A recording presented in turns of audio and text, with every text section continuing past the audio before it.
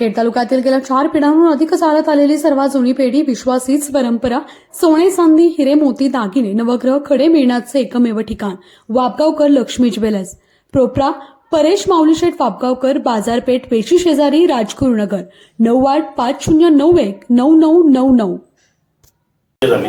आमदार साहेबांच्या पुतण्यावर आणि त्यांच्या मुलांवरही काही आरोप पत्रकार सभेत परिषदेत केले गेले, याच्यावर काय म्हणाल? हे बघा, गेले 20 वर्ष तालुका अनुभवतोय. MIDCमध्ये कुणाच्या बगलबच्च्यांची गुंडगिरी चालते. ही गुंडगिरी मोडीत काढण्यासाठीच जनतेने विरोधात कौल दिलेला आहे. आता तुम्हाला 2 महिन्यापूर्वीचीच गोष्ट आहे. एका दिवसात 5 कोटीच्या गाड्या कुणाच्या आल्या याचा पत्रकारांनी निषेध घ्यावा. आमदार साहेबांनी आताची 1.5 वर्ष झालेले आहे. कुठल्याच प्रकारची दडपशाही दंडशाही हे MIDCच्या अधिकाऱ्यांनी किंवा एखाद्या पदाधिकाऱ्यांनी बोलू द्या ना की आम्हाला आमदार साहेबांचा फोन आला होता आणि दडपशाही केली. हे राजकीय स्टंट आहे आणि आमदारांवर फक्त बोलल्यानंतर आपल्याला TRP मिळतो म्हणून ती केलेली स्टंटबाजी आहे. PDCC बँकेचा एक विषय झाला, ते म्हणाले की यांना नियम माहिती नाहीत, असेही काही शब्द होते. ते गेले 20 वर्ष आमदार साहेब राजकारणामध्ये आहेत आणि सहकार खात्याने जो नियम काढला आहे हा त्यांनासुद्धा माहीत आहे की 10 वर्ष झाल्यानंतर संचालक पदावरती राहता येत नाही. त्यांचं असं म्हणणं होतं की आमदार साहेब असतील किंवा त्यांच्या घरातली प्रतिनिधी असतील किंवा राष्ट्रवादी काँग्रेसचा कुठलाही प्रतिनिधी असेल, यांना आम्ही PDCC बँकेमध्ये पाऊल ठेवू देणार नाही. येणाऱ्या काळामध्ये PDCC बँकेवर आमदार बाबाशेठ काळे यांच्या नेतृत्वाखालीच जो जाईल हा आमदार साहेबांच्या नेतृत्वाखाली PDCC बँकेवर जाईल. मंगेशराव, काल अंकुश राक्षे यांनी असं सुद्धा सांगितलं की त्यांच्याकडे काही गोष्टींचे पुरावे आहेत आणि ते सादरसुद्धा करतील, त्यावर काय म्हणाल? मला त्यांना सांगायचं आहे, तुम्ही ते पुरावे द्या अगर देऊ नका, परंतु तुमच्यावर जे सांगण्यात आलं की तुम्ही लोकांना फसवलं नाही, तुम्ही जे नाकारताय ना, त्याचे पुरावे आम्ही या ठिकाणी आज पत्रकार परिषदेमध्ये आणलेले आहेत. आमच्यासोबत जे फसवलेले आहेत त्या या ठिकाणी उपस्थित आहेत.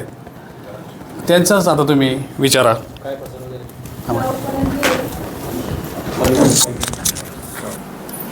अर्पिता मास्तर मरगज, गाव करंजवेर, गट नंबर 44. आम्ही वडील मयत झाल्यानंतर वारस नोंदीसाठी तलाठी अधिकाऱ्यांकडे गेलो होतो. तर त्यांनी आम्हाला सक्सेशन लेटर आणायला सांगितलं होतं. तर त्यानंतर आम्ही अंकुश राक्षे यांच्याकडे सजेशनसाठी म्हणून गेलो होतो. तर ते आम्हाला बोलले की मी तुम्हाला वारस नोंद करून देईल, तर त्यासाठी काही डॉक्युमेंटवरती तुम्हाला सह्या कराव्या लागतील. तर आम्ही त्यानंतर त्यांच्यावरती विश्वास ठेवून त्यांनी डॉक्युमेंटवरती सांगितलं, ती सह्या केल्या. त्यानंतर आम्हाला त्यांनी फसवणूक केली हे आम्हाला बाहेरून समजलं. त्यांनी आमच्याकडनं साठेखत व पॉवर ऑफ पॅटर्न करून घेतले. ह्यात आमची मोठी फसवणूक झाली. किती क्षेत्र आहे? 114 गुंठे. कुठलं गाव? करंजवेरे. म्हणजे आता कोणाच्या नावावर आहे? वडिलांच्या. आमची वारस नोंद नाही झाली, पण त्यांनी आमच्याकडनं पॉवर ऑफ पॅटर्ननी करून घेतले साठेखत.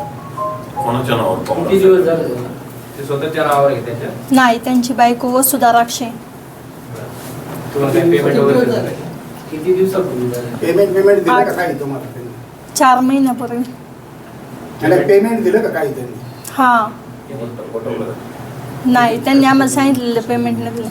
आणि पेमेंट कशा पद्धतीने दिलं तुम्हाला? कॅश दिलं? त्यांनी आम्हाला पहिले 1 लाखाचा चेक दिला. त्यानंतर आम्हाला समजलं की त्यांनी आमच्याकडनं चुकीच्या पद्धतीने डॉक्युमेंट करून घेतले. पण आम्ही त्यांना बोललो की आम्हाला कॅन्सल करायचं आहे. तर त्यांनी 10 लाख रुपये आमच्या अकाउंटला RTGS केले स्वतः. ते आम्ही नाही हे केलं. हां, त्या अकाउंटवरचे पैसे आहेत तसेच आहे अजूनपर्यंत. एकूण त्याचा तुमच्या गटाचं क्षेत्र किती आणि त्याची मूळ किंमत किती? 114 गुंठे होते. तर त्यांनी आम्हाला मूळ किंमत 10 कोटी असेल, पण त्यांनी आम्हाला 61 लाख रुपये असे सांगितले होते साठेखात्यामध्ये. मग आतापर्यंत पेमेंट किती आलंय तुम्हाला? 11 लाख. 11 लाख. मग त्याच्यावर तुम्ही काय परत ऍक्शन घेतली का? रिॲक्शन वगैरे ऍक्शन काय? हां, त्यांनी वारस नोंदीसाठी आमचं दिलं होतं. तर त्या आम्ही वारस नोंद थांबवली आहे. तर वारस नोंद झाली नाही आमची आत्तापर्यंत. याबाबत तुम्ही तक्रार आणि फसवणूक झाली तर तक्रार नाही केली का त्याची? आम्ही तक्रार नाही केली अजून, पण त्यांनी जे वारस नोंदीसाठी हे केलं तर त्याच्यावरती हरकत घेतली त्यांनी. नाही. आम्ही घेतली हरकत आमच्या वारस नोंदीवर. मग आता तुम्ही कुठं पुढं काही दुसरा पर्याय तक्रारीचा शोधणार आहात का? हो. तुम्ही किती जण वारस झाले?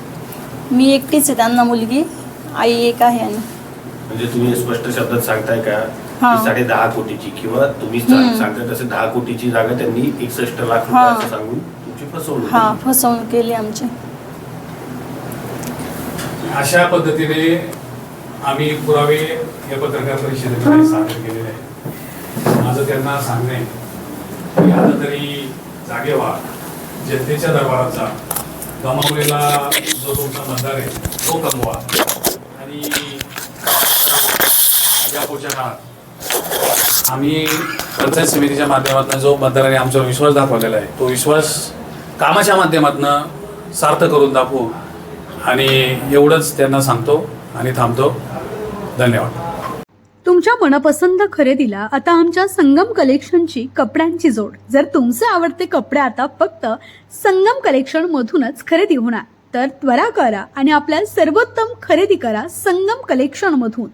तर आता चॉईस तुमची, तर कपडे आमच्या दुकानातून.